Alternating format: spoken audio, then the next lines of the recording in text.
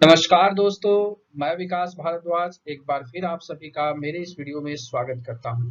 आज के इस वीडियो में हम लोग भारतीय दंड संहिता इंडियन पिनल कोड की सारी महत्वपूर्ण धाराओं को इस एक वीडियो में समाहित करने की कोशिश करेंगे, जो कि आपके आने वाले एग्जाम के लिए काफी महत्वपूर्ण साबित होगी। उससे पहले वीडियो के डिस्क्रिप्शन में मैंने एक ऑडियो लिंक दिया है, वहां पर भी 20 महत्वपूर्ण मिसलेनियस सवाल दिए गए हैं जो कि आपकी परीक्षा के लिए काफी उपयोगी है।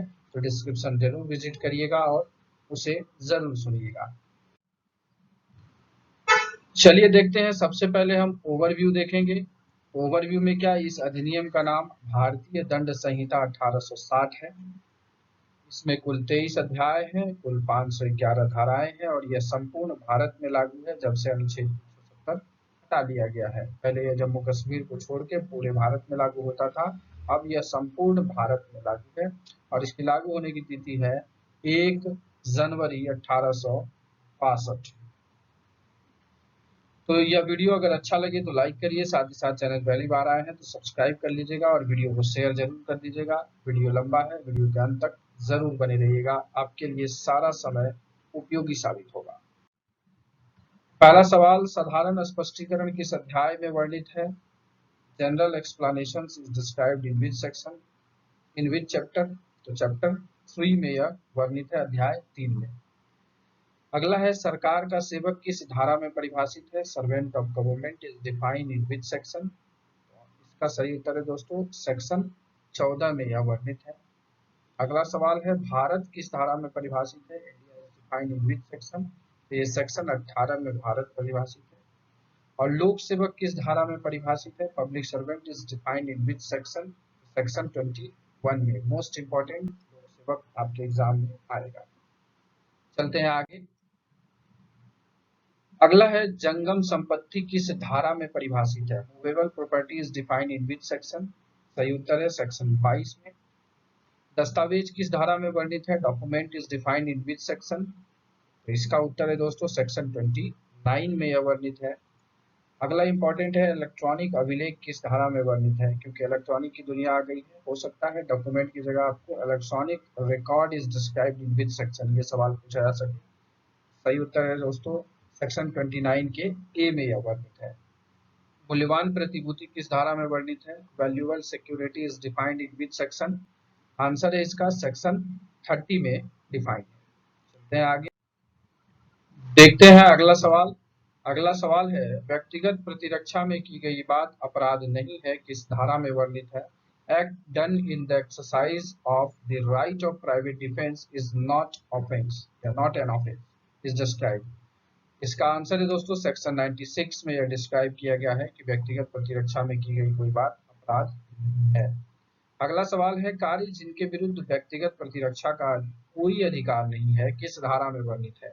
Acts against which there is no right of private defence is described under which section? इसका आंसर है दोस्तों सेक्शन 99।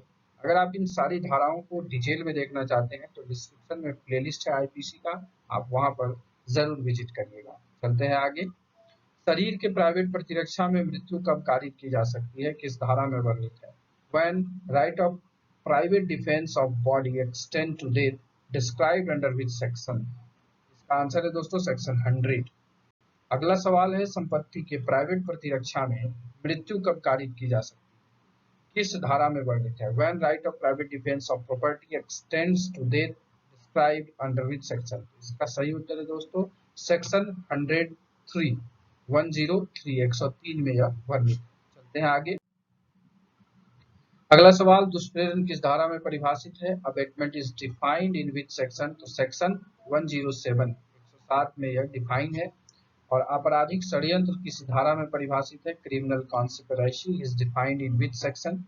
इसका सही उत्तर है दोस्तों 120 के ए में यह डिफाइन है और 120 के बी में जो है आपराधिक षड्यंत्र का पनिशमेंट दिया गया है। दोनों में से कोई भी एक सवाल आपसे पूछा जा सकता है।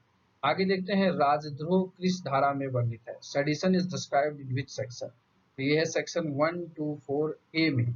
124 ए में राजद्रोह के बारे में बताया गया है। अगला सवाल विधि विरुद्ध जमाव किस धारा में परिभाषित है? देखिएगा सवाल अच्छे से पढ़ेंगे, परिभाषा पूछा गया है, दंड नहीं। Unlawful assembly is defined in which section? तो सेक्शन 141, सेक्शन 141 में जो है विधि विरुद्ध जमाव परिभाषित है। चलते हैं आगे। अगला सवाल, विधि विरुद्ध जमाव का दंड किस धारा में है? Punishment for unlawful assembly is in which section? Punishment इसका है सेक्शन 143 में, 143 में। चलेंगे आगे। बलवा करने के लिए दंड किस धारा में वर्णित है? Punishment for writing in which section? तो इसका सही उत्तर है दोस्तों सेक्शन 147 में। यह भी पूछा जा सकता है कि बलवा किस धारा में परिभाषित है? तो सेक्शन 146 में इसकी परिभाषा दी गई है। चलते हैं आगे। लोक सेवक के लोक कृत्यों के निर्वहन में बाधा डालना किस धारा के तहत दंडनीय है? मोस्ट इंपॉर्टेंट, छपेगा आपके एग्जाम में। Obstructing public servant in discharge of public duty is punishable under which section? तो यह है सेक्शन 186 में इसके बारे में बताया गया है। आगे आते हैं। मिथ्या साक्ष्य के लिए दंड किस धारा में है? Punishment for false evidence is in which section? यह सेक्शन 193 में वर्णित है। चलेंगे आगे। अगला सवाल है, न्यायिक कार्यवाही में बैठे हुए लोक सेवक का सासे अपमान या उसके कार्य में विघ्न डालना, PVI लिखिए, मोस्ट इंपॉर्टेंट, छपेगा ही। इंटेंशनल इंसल्ट और interruption to public servant sitting in judicial proceeding. इसका सही उत्तर दोस्तों सेक्शन 228, एकदम छपेगा आपके एग्जाम में। आपराधिक मानव वध के लिए दंड किस धारा में है? Punishment for culpable homicide is in which section? ये है पनिशमेंट पूछा गया है, डेफिनेशन 299 में है, पनिशमेंट 304 में है। आइए आगे देखते हैं। हत्या के लिए दंड किस धारा में है? हत्या के लिए दंड पूछा है, punishment for murder is in which section? Section 302 या सेक्शन 302 में इसके बारे में बताया गया है। चलते हैं आगे। हत्या के लिए प्रयत्न किस धारा के तहत दंडनीय है? Attempt to murder is punishable under which section? ये है सेक्शन 307, 307 के तहत है। चलेंगे आगे। उपहति किस धारा में परिभाषित है और उसका दंड किस धारा में? देखिए मैंने कवर किया है, होलिस्टिक करने की कोशिश की है, दो क्वेश्चन एक ही में है कि परिभाषा उपहति की और उसका दंड किस धारा में है। Hurt is defined in which section and punishment for hurt is in which section? तो इसका सही उत्तर है दोस्तों सेक्शन 319 में उपहति परिभाषित है, 319 में hurt is defined and 323 is punishment for hurt है, वॉलेंटरी हर्ट, उसको स्वेच्छा उपहति है। आगे चलेंगे। घोर उपहति किस धारा में परिभाषित है और उसका दंड किस धारा में है? Grievous hurt is defined in which section and punishment for grievous hurt किसमें है? तो यह है सेक्शन 320 में डिफाइन किया हुआ है ग्रेवियस हर्ट को, एंड 325 वॉलेंटरीली ग्रेवियस हर्ट के लिए पनिशमेंट दिया गया है। चलेंगे आगे। अपराध करने के आशय से विष इत्यादि द्वारा उपहति कारित करना दंडनीय है, punishment for causing grievous hurt by means of poison etc with intent to commit an offence. ये मोस्ट इंपॉर्टेंट लिखिए, ये भी आपके एग्जाम में छपेगा। इसका उत्तर है दोस्तों सेक्शन 328। इसे उल्टा करके भी पूछा जा सकता है कि ड्रगिंग के लिए जो पनिशमेंट है वो किस धारा के तहत दिया जाता है? वो सेक्शन 328 के तहत ही दिया जाता है। चलते हैं आगे। सदोष अवरोध और सदोष परिरोध परिभाषित है। wrongful restraint and wrongful confinement is defined in which section? सही उत्तर है दोस्तों सदोष अवरोध जो है वो 339 में डेफिनेशन है उसका, और सदोष परिरोध का डेफिनेशन 340 में है। चलते हैं आगे। अगला है, सदोष अवरोध और सदोष परिरोध के लिए दंड किस धारा में है? Punishment for wrongful restraint and wrongful confinement are in which sections? Answer होगा इसका दोस्तों सेक्शन 341 और 342 में। 339 और 340 में रॉन्गफुल रेस्ट्रेन और रॉन्गफुल कन्फाइनमेंट की परिभाषा है, 341 और 342 में रॉन्गफुल रेस्ट्रेन और रॉन्गफुल कन्फाइनमेंट का पनिशमेंट। चलेंगे आगे। बलात्संग के लिए दंड किस धारा में वर्णित है? पनिशमेंट फॉर रेप सेक्शन 376, परिभाषा सेक्शन 375। चोरी के परिभाषा और उसके लिए दंड किस धारा में है? Definition of theft and punishment for theft is described in which section?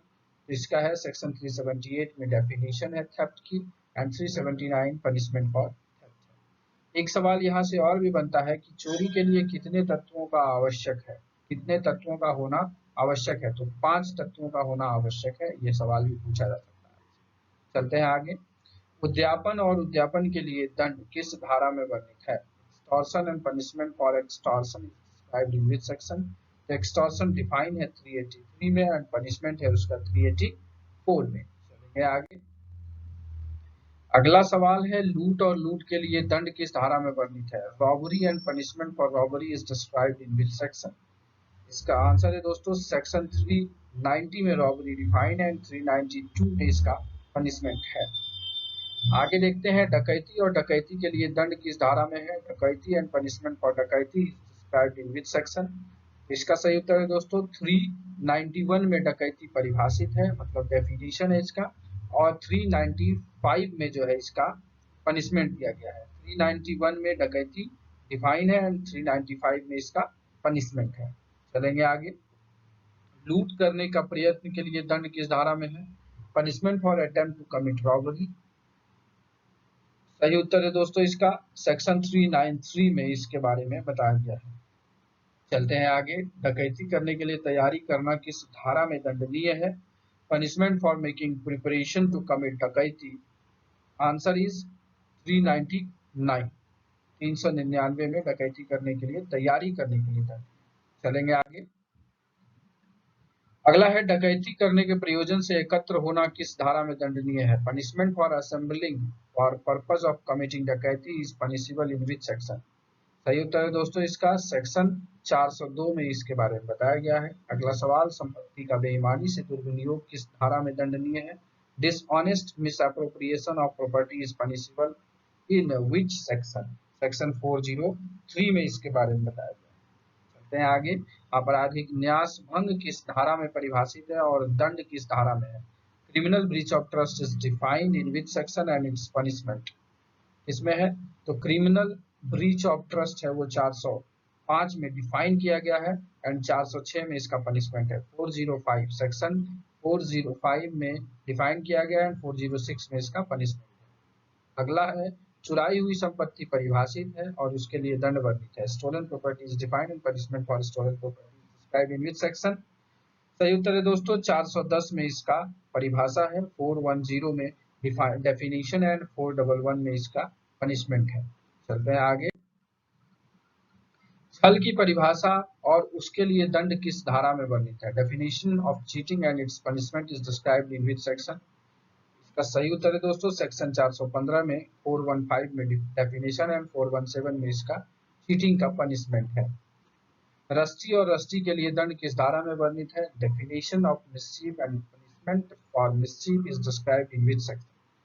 सही उत्तर है दोस्तों इसका 425 में रस्टी डिफाइन है, 426 में rusty punishment for mischief. Mischief is defined 425 and punishment for mischief is in 426 section 426। आगे चलेंगे। गृह आदि को नष्ट करने के आशय से अग्नि या विस्फोट पदार्थ द्वारा रस्टी के लिए दंड मिसचीफ बाय फायर जिसको कहते हैं, punishment for mischief by fire और explosive substance with intent to destroy house oblique etc. मान लीजिए किसी किसान का फसल पका हुआ है, उसे किसी ने आकर के आग लगा दिया, तो वो क्या होगा? मिसचीफ बाय फायर, और वो सेक्शन 436 का दोषी होगा। चलते हैं आगे। आपराधिक अत्याचार किस धारा में परिभाषित है और उसका दंड किस धारा में है? Criminal trespass is defined under which section and it's punishment is in which section? तो इसका सही उत्तर है दोस्तों क्रिमिनल ट्रेसपास 441 में डिफाइन है और इसके 6 सेक्शन बाद 447 में इसका पनिशमेंट है, इसलिए इसे एक साथ लिया आपको याद हो जाएगा। 441 प्लस 6 करिएगा तो 447 होता है और आपराधिक अत्याचार 441 में जो है 441 में क्रिमिनल ट्रेसपास डिफाइन है, 447 पनिशमेंट है। आगे चलते हैं, उस धारा में भी 6 जोड़ना है। अगला है गृह अत्याचार की परिभाषा और उसका दंड किस धारा में वर्णित है? Definition of house trespass and its definition is in which section? तो इसका आंसर है दोस्तों सेक्शन 442 में यह डिफाइंड है एंड 448 में इसका पनिशमेंट है। देखिए फिर 6 जोड़ना पड़ा, इसमें भी प्लस 6 करना है, 442 प्लस 6 448।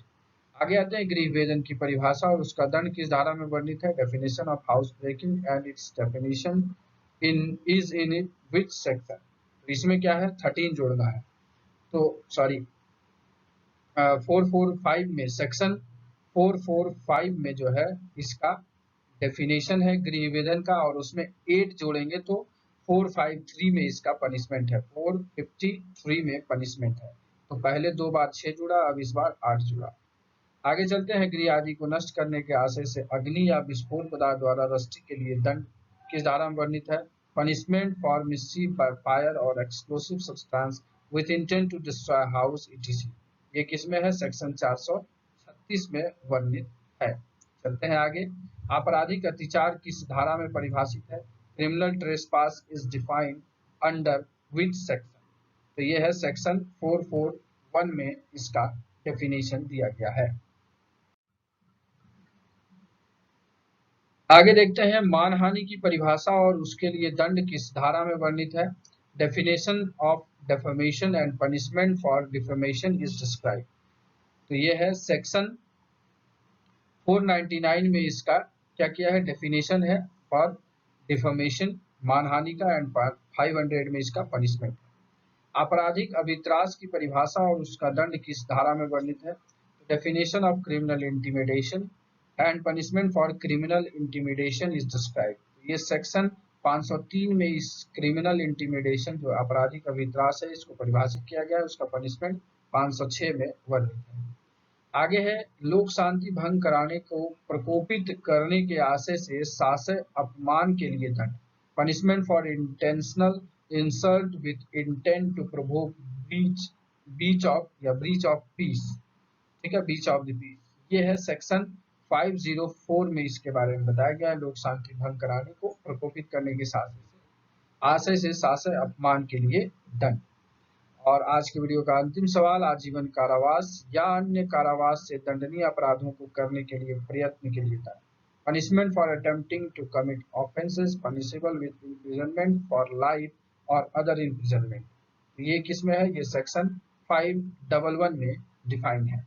तो ये हम लोगों ने काफी ब्रीफ में और जितने भी इम्पोर्टेंट सेक्शंस हैं उसको कवर किया है। आशा करता हूँ कि सवाल आपके एग्जाम में यहीं से आए। अब अगर आपको ये वीडियो अच्छा लगा हो तो इसे लाइक करिएगा, साथ ही साथ दोस्तों के बीच शेयर करिएगा। कहा जाता है sharing is caring and caring gives you happiness. Channel पे पहली बार आए हैं तो इस चैनल को सब्सक्राइब जरूर करिएगा और बेल आइकन को प्रेस कर दीजिएगा ताकि नोटिफिकेशन आपके पास तुरंत पहुंच जाए। अंत में इस वीडियो को ध्यानपूर्वक देखने के लिए आप सभी मित्रों का प्रेम पूर्वक दिल से धन्यवाद।